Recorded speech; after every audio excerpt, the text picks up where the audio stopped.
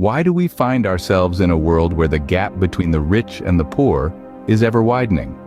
Why does it seem like the scales of economic balance are tipped in favor of those with deep pockets?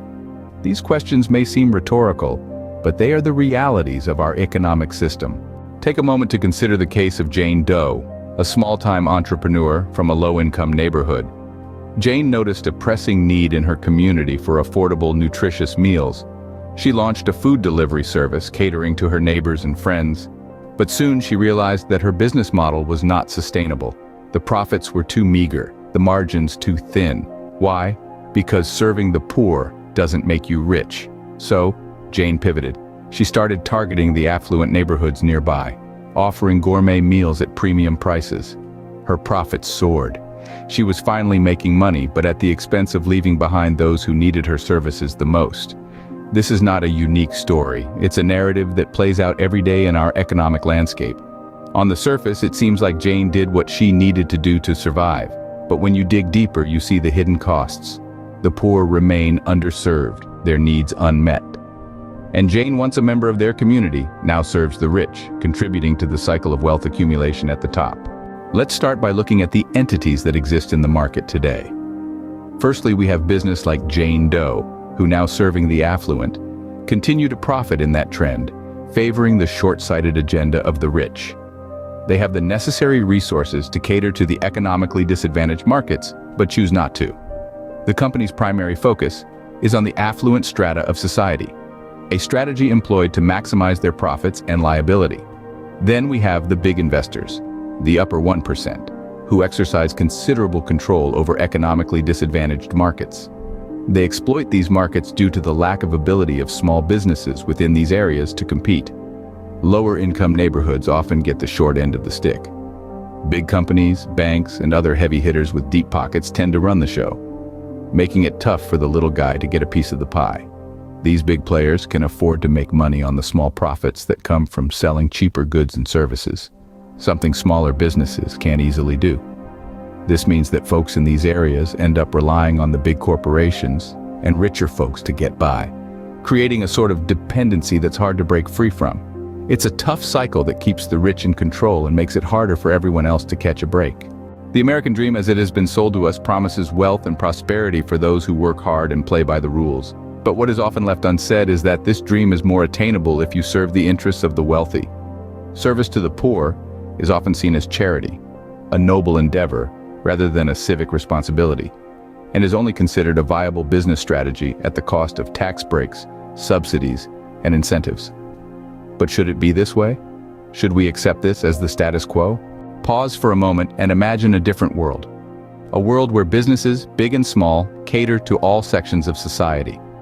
Where Jane Doe can run a successful business serving nutritious meals to her community. Where Big Corp uses its resources to provide quality goods and services to all markets. Where serving the poor is not charity, but a viable and respected business model. The elite narrative places the onus of creating a more equitable society solely on consumers and workers, is not only misleading but also diverts attention from the systemic issues at play. This approach, reminiscent of campaigns that shifted responsibility for environmental degradation from corporations to individuals, effectively absolves larger entities of their significant role in societal dynamics. It's a tactic that has been used time and again to place the burden of change on those least equipped to bear it, under the guise of consumer choice and personal responsibility. The concept of market freedom for consumers is often an illusion, particularly for those living in poverty or in areas with limited access to diverse markets, such as food deserts.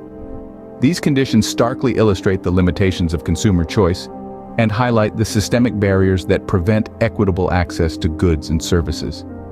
The narrative that consumers can drive change through their purchasing decisions overlooks the reality that not all consumers have the same freedom to choose. Furthermore, the focus on catering to the wealthy as the primary path to business success perpetuates economic disparities. Wealthy consumers, by virtue of their purchasing power, indeed influence market trends and business practices. However, framing them as the solution to economic inclusivity overlooks their role in maintaining the status quo. It's essential to recognize that true change requires addressing the systemic inequalities that grant disproportionate influence to the wealthy. In light of these considerations, our call to action must emphasize the role of citizenship, particularly the rights to vote and to dissent, over consumerism. Citizens must recognize their power to challenge narratives that shift responsibility away from corporations and the wealthy, and towards individuals with limited power and resources.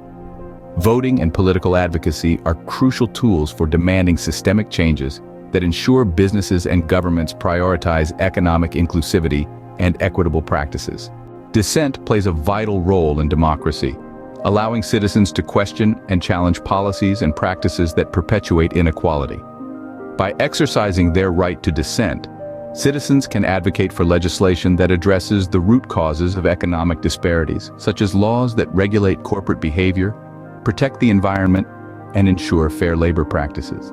Remember, the big downside of capitalism is that it tends to stack the deck for the rich, leaving the poor out in the cold. Also, capitalism kind of nudges the poor to play by the rich folks' rules and pushes them to chase that same wealth, even if it's a long shot. Creating a more equitable society is not the responsibility of consumers and workers alone. It requires a collective effort that addresses systemic issues at their core. By leveraging their rights to vote and to dissent, citizens can challenge the narratives that place undue burden on individuals and advocate for systemic changes that promote economic inclusivity and equity. Together, through informed citizenship and active participation in the democratic process, we can tip the scales towards a more balanced and inclusive economy.